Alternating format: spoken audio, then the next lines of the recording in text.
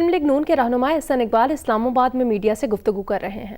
جوئی کی گئی وہ قیاس آرائیوں اور اخباری بیانات پہ مبنی تھی۔ اسی کی ایک جھلک نارووال سپورٹ سٹی کا ریفرنس بھی ہے، جو ایک گمنام اخبار کے تراشے کے اوپر شروع کیا گیا، جس میں یہ الزام لگایا گیا کہ بارڈر سے 800 میٹر کے فاصلے پہ ایک سپورٹس کے منصوبے پہ 6 ارب روپیہ ضائع کر دیا گیا ہے، جبکہ نارووال سپورٹ سٹی کا فاصلہ بارڈر سے لاہور کے ڈیفنس سوسائٹی کے فیز 8 سے دگنا ہے، اور جو نارووال سپورٹ سٹی کا منصوبہ حکومت کے مطابق بنایا گیا، اس پہ سرکاری اعداد و شمار کے مطابق صرف 2.5 ارب روپیہ خرچ کیا گیا ہے۔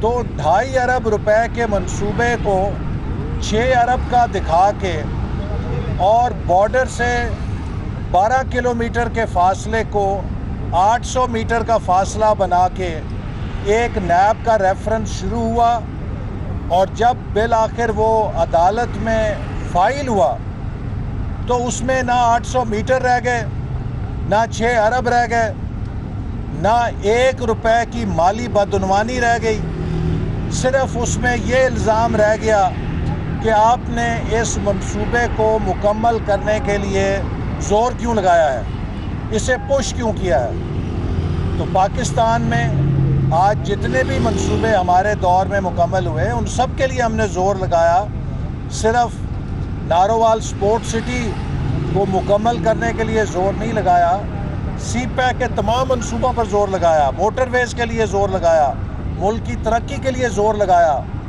تبھی جا کے یہ منصوبے مکمل ہوئے۔ ہم کرسیوں میں بیٹھ کے دفتروں کے مزے نہیں لیتے رہے، ہم نے منصوبوں کو پیچھا کر کے مکمل کروایا ہے، اور یہی وجہ ہے کہ آج پاکستان کے چپے چپے پر مسلم لیگ نون کے ڈیولپمنٹ پروجیکٹس لوگوں کو نظر آ رہے ہیں۔ تو یہ بوگس ریفرنس صرف اس لیے بنائے گئے ہیں کہ ہماری کردار کشی کی جائے، ہمیں عدالتی پروسیس کے اندر جھونک کے ہمارا وقت ضائع کیا جائے، لیکن اس میں ریاست کے کروڑوں روپے ضائع ہو رہے ہیں، عدالتوں کا وقت ضائع ہو رہا ہے۔ یہ ایک جھوٹ پہ مبنی، قیاس آرائیوں پہ مبنی کردار کشی ہے۔ میں ایک بار پھر اس کی مثال دوبارہ دوں گا، میں ہر دفعہ دہراتا رہوں گا کہ 2 سال پہلے وزیر مواصلات نے مجھ پہ 70 ارب روپیہ ملتان سکھر موٹر وے کا الزام لگایا کمیشن کک بیک لینے کا۔ اس جاہل وزیر کو یہ نہیں معلوم کہ سی پیک منصوبوں کی چین کی حکومت نے براہ راست فنڈنگ کی ہے۔ سی پیک منصوبے جو چین کی مدد سے بنے ہیں، اس کا 1 روپیہ پاکستانی فنڈ میں یا بجٹ میں نہیں آیا، وہ چین کی حکومت نے براہ راست کانٹریکٹرز کو دیا ہے۔ تو یہ وزیر واضح کریں کہ اگر مجھ پہ 70 ارب روپے کا یہ الزام لگا رہے ہیں تو کیا یہ چین کی حکومت پر الزام لگا رہے ہیں؟ یہ وہ شرمناک بیانات ہیں جن کی وجہ سے آج سی پیک بھی دنیا میں متنازع ہوا ہے، اور سی پیک رک چکا ہے۔ آج سی پیک کے ذریعے 9 اکنامک زونز میں تقریباً 40 ارب ڈالر کی پرائیویٹ انویسٹمنٹ پاکستان آ جانی چاہیے تھی، لیکن ابھی تک وہ 9 اکنامک زون کا انفراسٹرکچر ہی تیار نہیں ہوا۔ تو ملک کو اس نالائق اور نااہل حکومت کے ہاتھوں جو نقصان پہنچ رہا ہے وہ ناقابل بیان ہے۔ سی پیک جو ہمارے لیے ایک صدی کا تحفہ تھا، چین کی حکومت کا ایک بہترین تحفہ تھا، ہم اس کا بھی فائدہ اس لیے نہیں اٹھا سک رہے کہ چین کی حکومت ہمیں مدد کرنا چاہتی ہے، لیکن پی ٹی آئی حکومت نے وہ معاشی ڈھانچہ ہی گرا دیا ہے، ڈھا دیا ہے، جس کے اوپر سی پیک کی عمارت کھڑی ہونی تھی۔ تو جب آپ کی معیشت کی بنیاد گر جاتی ہے، جب آپ کی گروتھ ریٹ ختم ہو جاتی ہے، جب آپ کے ہاں انفلیشن بے قابو کر دی جاتی ہے، جب آپ کا مالی خسارہ بے قابو کر دیا جاتا ہے، جب آپ کا ایکسچینج ریٹ بے قابو ہو جاتا ہے، تو دنیا کا کوئی سرمایہ کار وہاں پہ سرمایہ کاری نہیں کر سکتا۔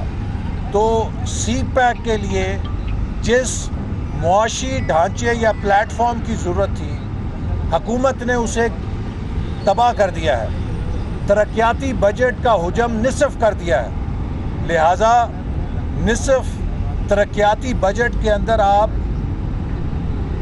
$8 ارب کا ML1 کا منصوبہ شروع نہیں کر سکتے، اس کے لیے بجٹ فراہم نہیں کر سکتے۔ آج مغربی روٹ ابھی تک ادھورا ہے، جس نے دسمبر 2018 تک مکمل ہونا تھا۔ اسی طرح دیگر سی پیک کے منصوبے جنہوں نے دسمبر 2018 تک مکمل ہونا تھا، اس حکومت سے مکمل نہیں ہو پا رہے۔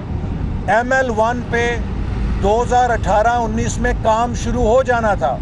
ہمارے دور میں ML1 منصوبے کے تمام فیزیبلٹیز اور اس کے ڈاکومنٹس اور پروسیسز مکمل ہو چکے تھے، صرف فائنینسنگ ایگریمنٹ کر کے اس پہ کام شروع کرنا تھا، لیکن 2.5 سال ہو گئے ہیں، یہ صرف بیانات کی حد تک کھڑے ہیں۔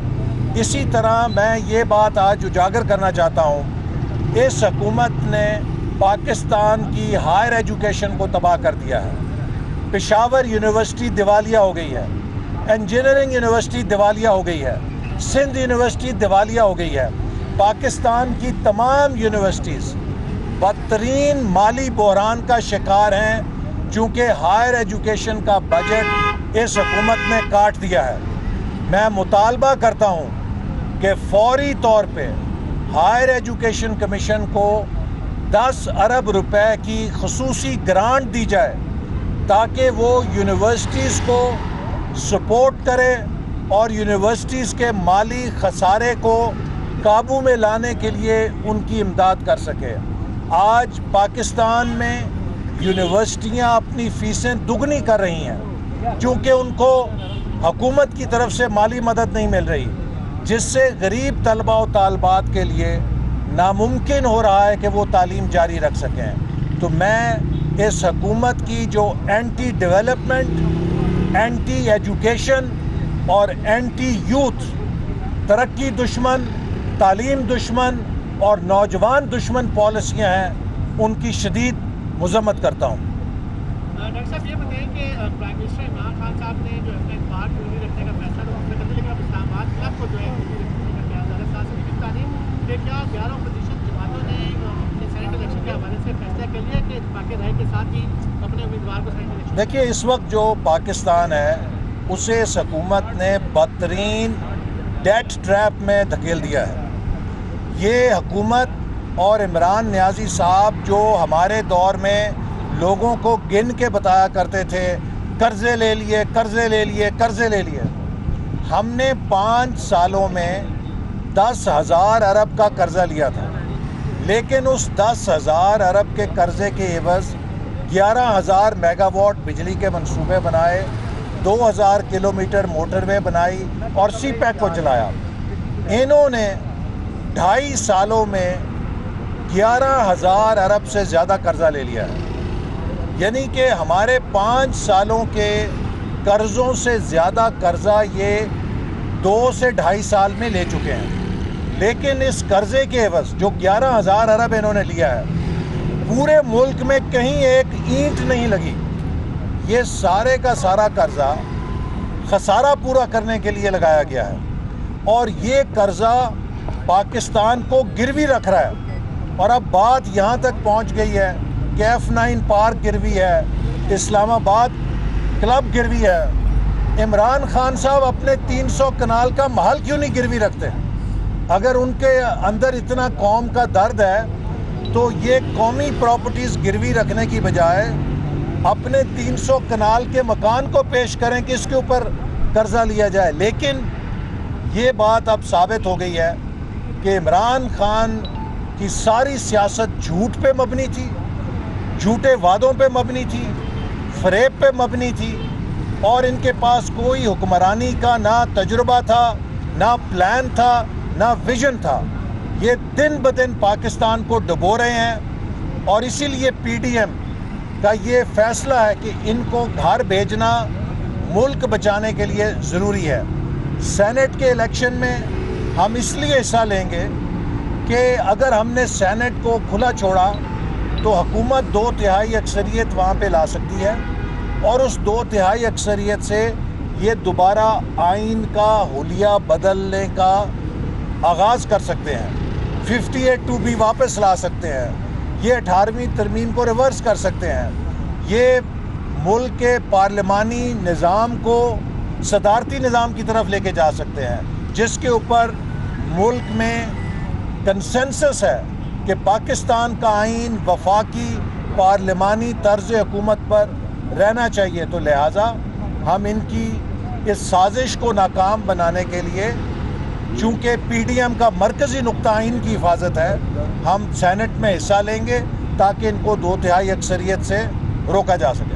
سر 4 مہینے ہو گئے PDM کے قیام کو, تو اب تک کی مین اچیومنٹ آپ کیا سمجھتے ہیں؟ دیکھیے میں سمجھتا ہوں کہ PDM جب سے بنا ہے ہمارا جو رابطہ عوام مہم شروع ہوئی تھی پہلا مرحلہ تھا جس کا مقصد رائے عامہ کو ہموار کرنا تھا اور ہم اس پبلک موبلائزیشن میں بہت کامیاب ہوئے ہیں. اس کا سب سے بڑا ثبوت ہے وزیر اعظم کی بادواسیاں, ان کے وزراء کی بادواسیاں اور اس رائے عامہ کا دباؤ آج PTI کے ہر MNA اور MPA کے اوپر ہے. وہ جہاں جاتے ہیں لوگ ان سے مہنگائی کا سوال کرتے ہیں, لوگ ان سے بجلی اور گیس کے بلوں کا سوال کرتے ہیں, لوگ ان سے کرپشن کا سوال کرتے ہیں, لوگ ان سے بے روزگاری کا سوال کرتے ہیں اور آج PTI کی صفوں میں دراڑیں پڑ چکی ہیں. ان کے اپنے MNA اور MPA بھی وہی بات کر رہے ہیں جو PDM بات کر رہی ہے کہ ہم نے زندگی میں کبھی اتنی کرپشن نہیں دیکھی, ہم نے کبھی زندگی میں اتنی بری گورننس نہیں دیکھی. آج پنجاب کی گورننس کے اوپر اپوزیشن سے زیادہ خود PTI کے اراکین اسمبلی احتجاج کر رہے ہیں. تو یہ سب چیزیں اس پبلک پریشر کا نتیجہ ہیں کہ جو ہماری مہم چلی ہے رابطہ عوام کی اور چل رہی ہے. اور اس کے بعد جب فیصلہ کن لانگ مارچ ہوگی تو پھر یہ جو ریت کا محل کھڑا ہے یہ خس و خاشاک کی طرح انشاءاللہ اس لانگ مارچ کے سامنے بہ جائے گا. صاحب یہ بتائیے گا کہ آپ کرپشن کی بات کرتے ہیں, ان 2.5 سالوں میں میگا اسکینڈل ثبوتوں کے ساتھ کون کون سے آپ کے پاس ہیں اور کیا وہ آپ نے متعلقہ اداروں میں شکایت کی؟ جی, اس وقت پاکستان کی تاریخ کی سب سے کرپٹ حکومت ہے جو دیانتداری کا لیبل لگا کے دونوں ہاتھوں سے ملک لوٹ رہی ہے. ان کا ہر وزیر بدترین کرپشن میں ملوث ہے, چاہے وہ چینی کا اسکینڈل ہے, چاہے وہ آٹے کا اسکینڈل ہے, چاہے وہ پیٹرولیم کا اسکینڈل ہے, چاہے وہ دوائیوں کا اسکینڈل ہے, چاہے وہ BRT کا اسکینڈل ہے, آپ چاہے وہ یوٹیلیٹی کارپوریشن کا اسکینڈل ہے. اس حکومت کے ہر شعبے میں ہر وزیر دونوں ہاتھوں سے کلمہ دیانتداری کا پڑھ رہا ہے اور دونوں ہاتھوں سے لوٹ رہا ہے. اور نیچے کی سطح پہ تھانے میں کچہری میں جتنی کرپشن آج ہے پاکستان کی تاریخ میں کبھی نہیں تھی. لیکن نیب جہاں PTI کا بات آتی ہے وہاں اندھا ہے. نیب صرف ایک آنکھ سے دیکھ سکتا ہے اور وہ آنکھ اپوزیشن کی ہے, دوسری آنکھ جو حکومت کی ہے اس کے اوپر نیب نے کالی پٹی باندھی ہوئی ہے. سو نیب ایک ون آئیڈ باڈی ہے جس کی ایک آنکھ بند ہے, ایک آنکھ کھلی ہے.